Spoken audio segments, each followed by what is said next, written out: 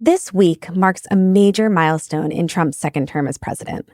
Tuesday will be his 100th day in office. The Trump administration is holding a press conference every morning this week to highlight what they see as their biggest achievements. Today, we kick off 100-day week with a focus on the president's historic effort to secure our southern border.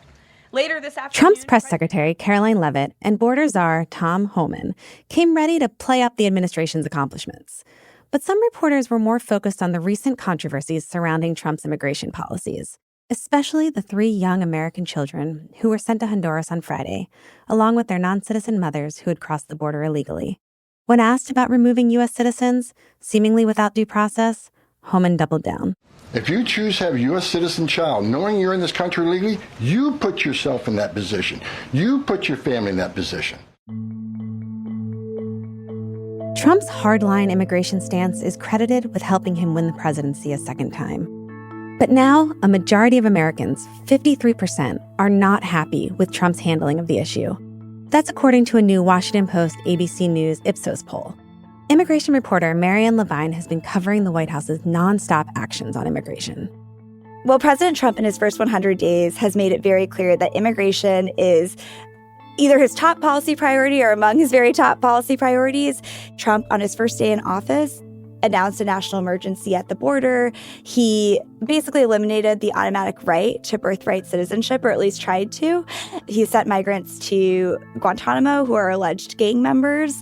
He has invoked the Alien Enemies Act, a rarely used wartime authority, to basically speed up the process of mass deportations. So I think we've seen really a whole effort to reshape the immigration system, sometimes successful, sometimes not. We've seen how there have been mistakes made as they've rushed to remove people from the country. And I think those are themes that are only going to continue in the next 100 days. But those are some of the big stories that we've been watching. From the newsroom of The Washington Post, this is Post Reports. I'm Colt Biekowitz. It's Monday, April 28th. Today, I talked to my colleague, Marianne Levine, about how Trump is handling immigration enforcement.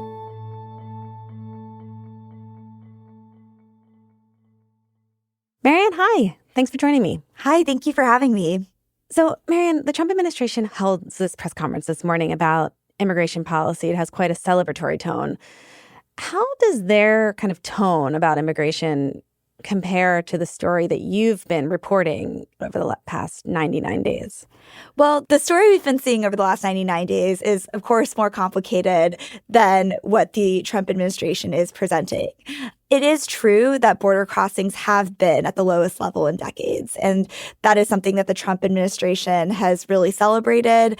It's worth noting that border crossings were already on a decline in the last year of the Biden administration, but we really have seen them hit near record lows in the last few weeks, last few months. So they're definitely touting that. And one major change we've also seen is the militarization of the border.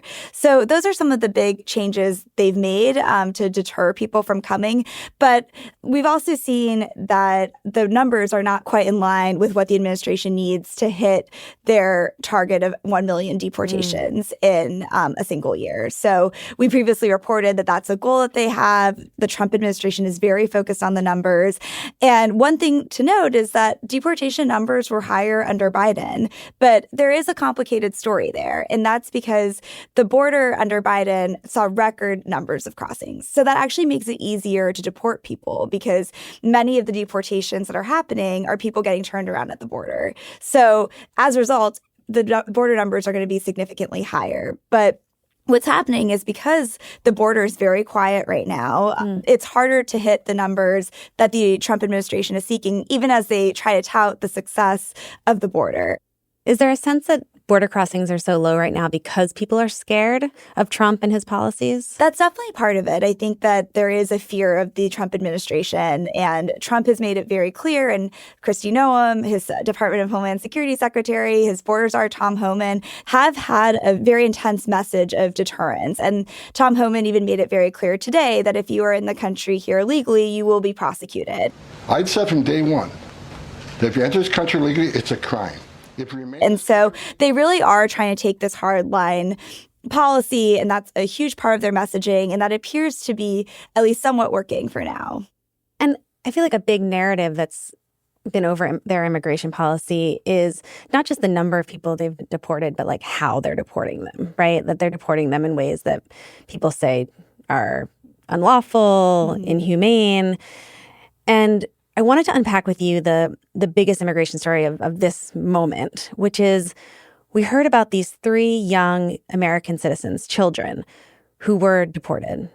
How did this happen? I mean, how does it happen that U.S. citizens are deported? Can you walk me through what we know about their cases? Yeah, so what we know so far is that basically these 2 families were in Louisiana.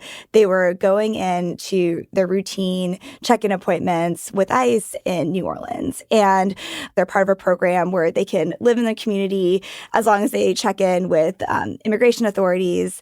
As they were going through this process, they were basically taken away and driven hours away to Alexandria, Louisiana, and were prevented from communicating with their families, according to their lawyers. What we know is there was a 2-year-old who was deported.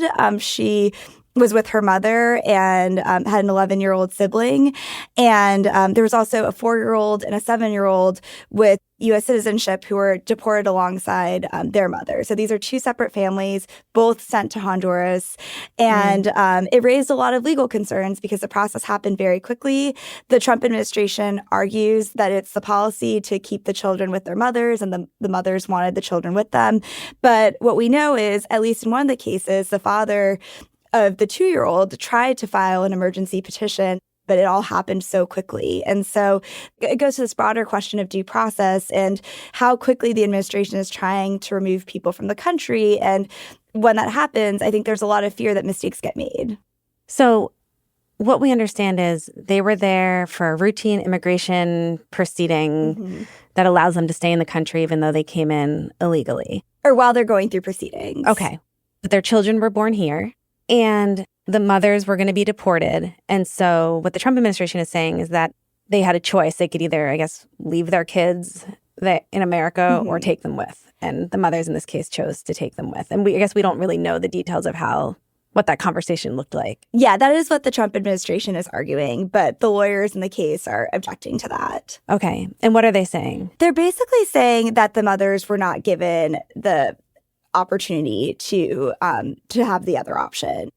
I mean, I also read that one of these young children has stage 4 cancer and now is, separated from their doctors and their medications. What do we know about that?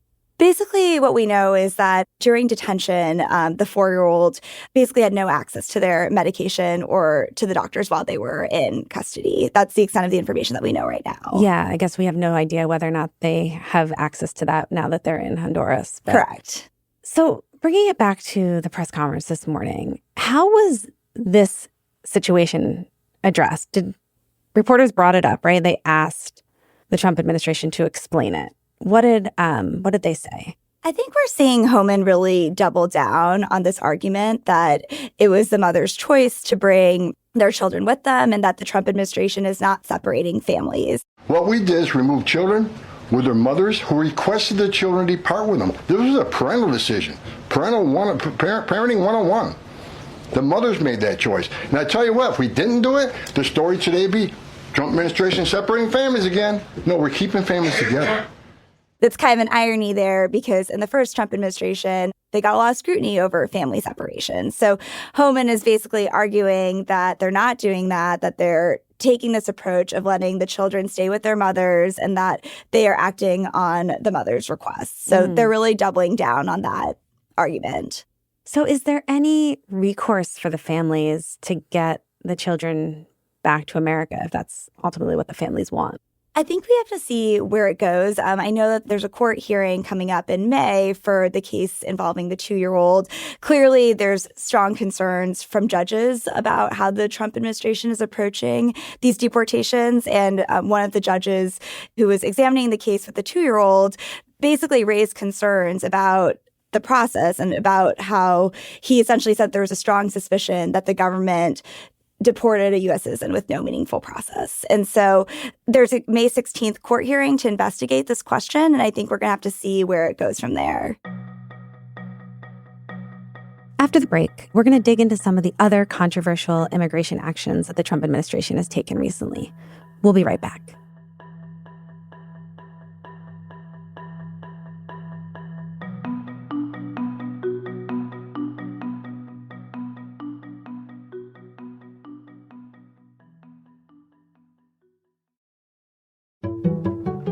I'm Fenet, and I'm a health reporter for The Washington Post.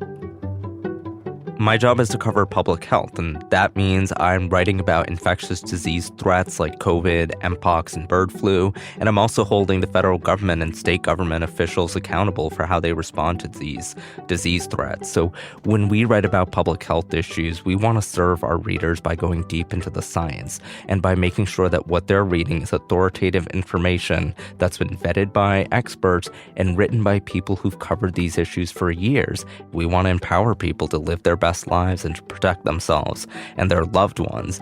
And that's what subscriber-supported work does, is that it gives me the time and resources to really spend on a story. When you subscribe to The Washington Post, you support this kind of journalism and the people behind it. I'm Fenet, and I'm one of the people behind the Post.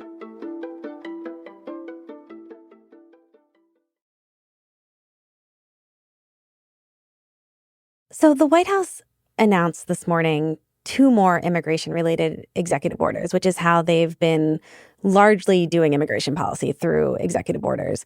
What do these new ones say? So the first one, Caroline Leavitt, the White House press secretary, said will unleash America's law enforcement. And so we have to kind of clarify what that exactly means, but because they haven't said what that they really haven't means, they right? haven't fully explained it yet. So I think we have to wait and see what that announcement's going to look like later today. And then the second one is targeting what's known as sanctuary cities, which are basically municipalities that limit cooperation with the federal government when it comes to immigration enforcement. The Trump administration has made it very clear that they want to target these cities. And so basically, the second executive order is really targeting those cities and directing the Attorney General and Homeland Security Secretary Kristi Noem to publish a list of state and local jurisdictions that Leavitt and White House officials claim have obstructed federal immigration laws. And what would publishing such a list do? I mean, I think a lot of this It's like intimidation? It's intimidation. Like, I think a lot of this is driven by fear. I think a lot of this is driven by the idea that the federal government, especially the Trump administration, thinks that they can get localities to cooperate by saying, we will target you if you don't work with us to enact this agenda. And I think we've seen a lot of different examples of that throughout the administration. This is not the first time they've talked about sanctuary cities, but I think that this is just another example of them really trying to say, and in some ways in a performative way for the public, to tell them that they are trying every avenue possible to target undocumented immigrants. I mean, these new orders, they seem to go around the people who the White House see as standing in the way of their ability to carry out their immigration enforcement, and hoping that that kind of has a chilling effect. Which makes me think of this other story that happened late last week, and that's the arrest of that judge in Wisconsin. Tell me what happened there. So basically last week, FBI Director Kash Patel essentially announced the arrest of this Milwaukee County Circuit judge. And what the administration is accusing her is of intentionally misdirecting federal agents as they tried to detain an undocumented immigrant. And basically in court filings, the government said that the judge sent federal agents away from the hearing and that she basically helped the man in question and his lawyer get out of the courtroom while this was happening. So these are the allegations she's facing. And she was basically charged with obstruction and concealing a person from arrest. And so I think this is a pretty extraordinary moment, because I think we're seeing the extent to which the administration is willing to go after people who they don't think are compliant with their agenda on immigration. And I think this is yet another new example of this clash that we're really seeing between the judiciary and the administration. It's been really interesting covering this story because there's so many intersections with DOJ and the role DOJ is also playing in trying to enforce the immigration agenda. So I think it's obviously telling that Kash Patel was involved and announced this arrest. And I think it shows the extent to which so many different agencies of the federal government are involved in this effort to enact mass deportations and to go after people who are here illegally. Yeah. I know that people were really outraged and maybe a little scared that this is the start of something fairly unprecedented, this idea that you could arrest a judge because he or she is not doing something that you feel aligns with your policies. Yeah, I mean, I think this got a lot of criticism, especially from Democrats, and I think that there is concern about the setting a precedent for future arrests. Caroline Leavitt was asked about this at the White House press briefing today. That is a clear-cut case of obstruction. You don't have to be a lawyer to understand that. And so anyone who is breaking the law or obstructing federal law enforcement officials from doing their jobs is putting themselves at risk of being prosecuted, absolutely. I think that we're seeing the administration really view the courts as a major obstacle, and they've made that very clear that they are frustrated with the court system. And President Trump has often posted on Truth Social about his frustration with the judges and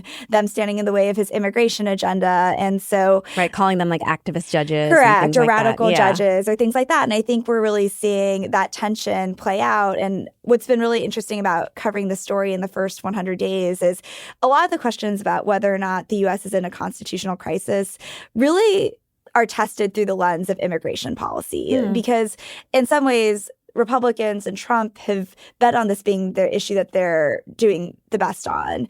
And I think it's been interesting to see how that's played out, but it's also been the policy area where they've tested the legal system on broader questions that are not just immigration related. Right. You mentioned earlier the Alien Enemies Act, which was another one where Trump, used this and the court said, wait, I don't think that applies here. And he did have to stop, but not before sending planes of people out of the country. Yeah, there's a lot of broader questions where sometimes they're not just immigration questions, but they're broader legal questions as well. And I think we've seen that in so many different iterations. Yeah. So, Marianne, as we approach that 100-day milestone, it has been a crazy few months for you and all of your colleagues on the immigration team here at the Post. But what does the next 100 days look like? Given what we've seen as the administration does these rush deportations, removes legal safeguards, what do you think's next? I mean, I think we're finding it's very hard to predict. A lot of the questions that we're asking will maybe be answered by the courts. And especially we have the birthright citizenship hearing that's coming up. That is a question that the Supreme Court's going to be looking at in the next couple of weeks. And so we'll be looking to see how the court handles that case and what the ruling might look like. But then we also have this broader question of what does the mass deportation effort actually look like? And one thing I'm watching is how Congress approaches the upcoming spending reconciliation package that they're trying to put together, which is going to really infuse an unprecedented amount of money in immigration enforcement, especially to ICE. We're also watching how the administration deals with this question of detention space. But there's a lot out there, and I think there's no shortage of stories as we cover this policy. Marianne, thank you so much. Thanks, Colby. Marianne Levine covers immigration for The Post. That's it for Post Reports. Thanks for listening. If you love this show, please leave a rating or a review on Apple or Spotify to help other people discover it. Or send this episode to a friend. Today's show was produced by Emma Talkoff. It was mixed by Sean Carter. It was edited by Maggie Penman with help from Ariel Plotnick. Thank you to Christine Amario. I'm Colby Ekowitz. We'll be back tomorrow with more stories from The Washington Post.